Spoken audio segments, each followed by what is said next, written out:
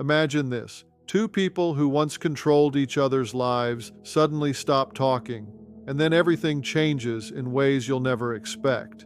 What happens next isn't just silence. It's a psychological earthquake that shakes control, emotions, and even your sense of reality. If you've ever been stuck in a cycle of manipulation or emotional control, don't just watch. Take notes, set boundaries, and reclaim your life.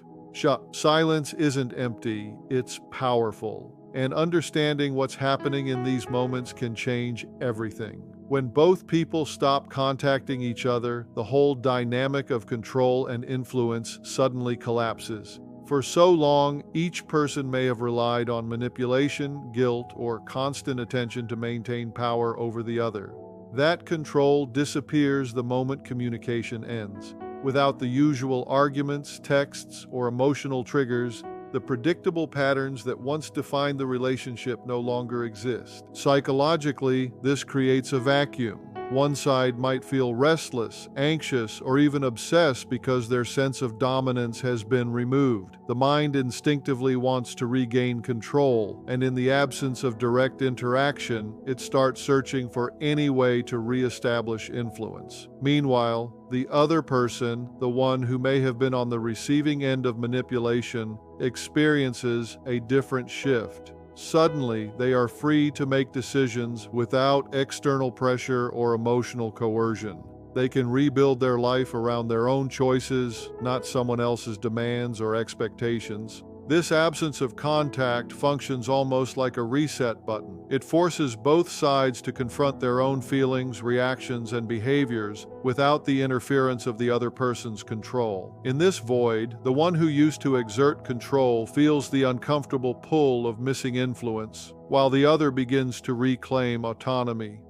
Over time, this vacuum of power can lead to profound personal insights, a reassertion of boundaries, and a chance to grow in ways that were impossible when constant interaction allowed manipulation and control to thrive. Silence, in this sense, is not empty, it is transformative. When communication stops, emotions don't simply vanish, they intensify.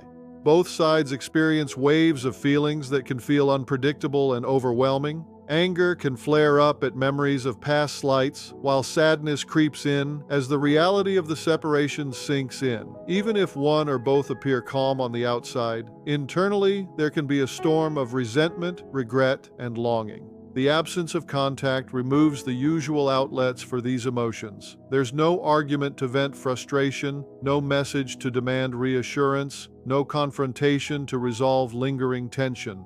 This amplifies the intensity of feelings, making them feel larger than life. It's common for each person to cycle between hoping the other will reach out and resenting the silence, creating a push and pull of emotional turbulence. For someone who relied on control, the lack of response can feel like a personal threat, triggering anxiety and an urgent need to regain dominance. This cognitive preoccupation can feel exhausting, as if the brain refuses to accept the absence of control or closure. It's common to imagine scenarios that never happened, anticipate possible messages, or rehearse conversations that may never occur. This mental ping-pong isn't just idle daydreaming, it's a way the brain tries to regain a sense of influence over a situation that has suddenly become uncontrollable. For someone used to manipulating or being manipulated, the silence becomes an internal battlefield, where obsession and anxiety compete with clarity and self-reflection. Yet, despite the discomfort, this cognitive turbulence also serves a purpose. It forces the individual to confront unresolved feelings and patterns they might have ignored while constantly engaged in interaction. Over time, the mind either exhausts these repetitive loops or begins to redirect focus toward personal growth, self-awareness, and independent decision-making. What feels like relentless obsession at first is actually the brain's way of processing the sudden absence of influence, preparing both parties to eventually move forward and regain equilibrium outside the old patterns of control. When contact stops, the mind starts creating its own version of reality, often exaggerating or distorting what actually happened. Each person may begin to idealize the other, remembering only the good moments while minimizing the hurtful ones, or conversely, vilifying them and replaying every perceived betrayal with amplified intensity. Without communication to ground them in reality, these fantasies can feel very real, leading to emotional highs and lows that are disconnected from actual events. It's easy to convince yourself that the other person is thinking, feeling, or plotting things that may not even be true. These imagined scenarios can range from hopeful what-if situations to dark projections of revenge or rejection. This distortion isn't random. It's the brain's way of filling the vacuum left by silence, trying to make sense of uncertainty and regain a sense of control. While these fantasies can feel compelling, they are often misleading, creating unnecessary emotional stress and prolonging attachment. At the same time, they reveal the deep psychological impact the relationship had on both sides. Over time, as silence continues, the intensity of these imagined scenarios usually diminishes. Reality slowly reasserts itself, and both parties begin to see the situation more clearly. They start to differentiate between what actually happened and what was constructed in the mind, which is a critical step toward emotional clarity and moving forward. In this way, the gap created by no contact becomes a mirror, reflecting both truth and illusion, and forcing each person to confront how they perceive the other and themselves without interference. When both parties stop contacting each other, an unexpected opportunity arises: self-reflection. In the chaos of constant interaction, it's easy to lose sight of your own thoughts, feelings, and behaviors, because the focus is always on the other person, their moods, demands, and reactions. Silence removes that distraction and forces each individual to turn inward.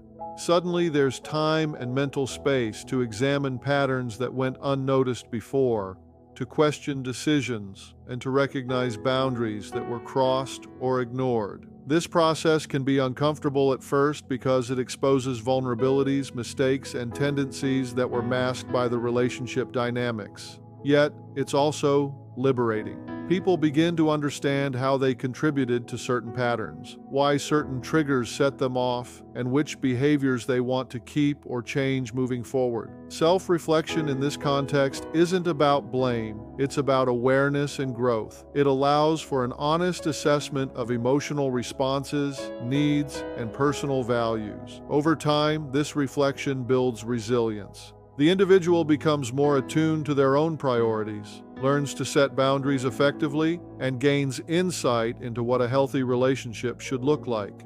In essence, the silence that initially feels heavy or isolating transforms into a mirror, showing both the impact of the past relationship and the potential for personal evolution. Through this quiet introspection, people begin to reclaim themselves, preparing for a future that is no longer dictated by someone else's control. Even without direct communication, both sides unconsciously begin testing boundaries. The absence of contact doesn't mean the need to gauge the other person's reactions disappears. It simply shifts inward and becomes psychological. One might find themselves wondering if the other will reach out, imagining their level of interest or concern, or replaying scenarios in their head to see how the other might respond. This internal testing can create a tense mental back and forth as each person evaluates the strength of the silence and whether it's being respected or challenged. It's a subtle form of boundary exploration, driven by curiosity, insecurity, or the need to assert some measure of control. For someone used to manipulation, the lack of feedback can feel like a challenge. They may fantasize about ways to regain influence, testing the limits of the other person's independence without ever actually reaching out. For the one reclaiming autonomy, the mental testing may involve questioning their own resolve. Do I want to respond? Am I strong enough to maintain my boundaries? These internal experiments are often invisible, but they are powerful, shaping emotional responses and decisions. Over time, they reveal who is truly willing to respect silence and independence, and who is still psychologically attached to control. By the end of this period, the constant internal negotiation begins to fade, giving way to clearer understanding of limits, priorities, and the dynamics that were previously unbalanced. In essence, even in absence, boundaries are being tested, internally, subtly, and profoundly. As silence continues, a gradual process of unseen recovery begins. Both sides, once entangled in cycles of manipulation, control, and emotional volatility, start to heal without realizing it. The constant mental and emotional strain of trying to predict or influence the other person diminishes, allowing space for clarity and perspective. Without the interference of daily arguments, guilt trips, or manipulative tactics, individuals begin to reconnect with their own needs, values, and priorities. This recovery is often subtle at first. A fleeting sense of relief, a moment of calm, or the ability to focus on personal goals without distraction.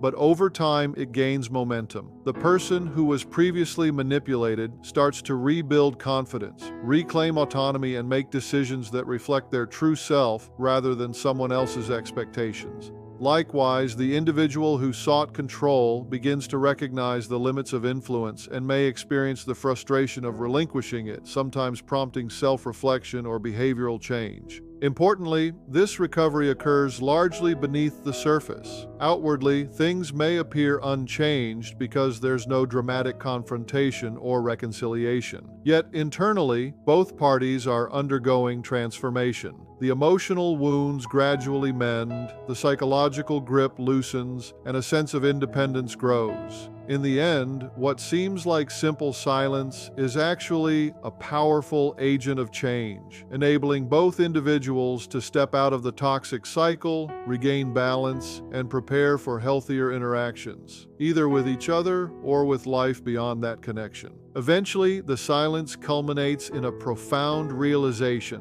One or both parties begin to move on. For someone accustomed to control, this can be shocking. They may suddenly notice that the other person is thriving emotionally, socially, or professionally without any input or interference. The absence of contact, which once felt like a void to be filled, transforms into a space of growth, clarity, and independence. For the person stepping into freedom, the experience can feel liberating, even euphoric. They begin to make decisions unencumbered by manipulation or expectation, rediscover passions, and rebuild self-esteem. This stage often brings a mixture of relief, empowerment, and, occasionally, lingering curiosity about the other person's state. Psychologically, the shock comes not just from the other's thriving, but from realizing that their influence was never indispensable. Control was an illusion that only existed while both were actively participating in the cycle. Over time, the intensity of emotional attachment diminishes, and the connection, once consuming, loses its hold. Both parties learn that life can continue independently, and the absence of interaction is no longer a source of anxiety, but a foundation for personal growth. In this final phase, silence proves its transformative power. It not only ends cycles of manipulation and dependency, but also allows for the reclamation of autonomy, self-respect, and the ability to move forward without being defined by the past. The shock, then, isn't just in the silence itself. It's in realizing how much life can flourish when two people let go. So what does all of this teach us? When both sides stop contacting each other, it's not just silence. It's a seismic shift in the psychological landscape of a relationship.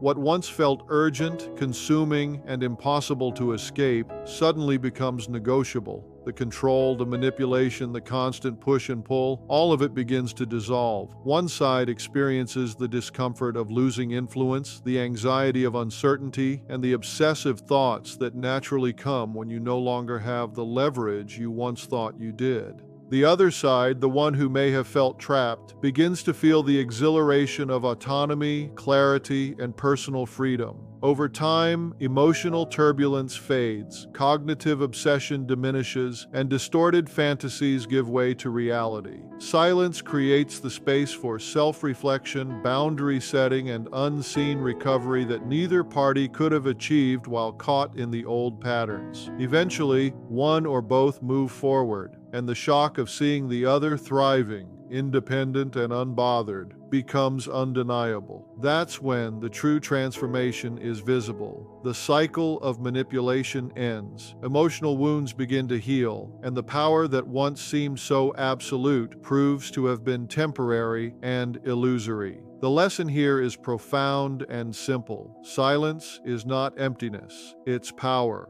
It's a mirror, a reset button, and a liberating force. By stepping back and letting go, both sides are forced to confront reality, grow, and ultimately reclaim themselves in ways that shock the mind and heal the heart.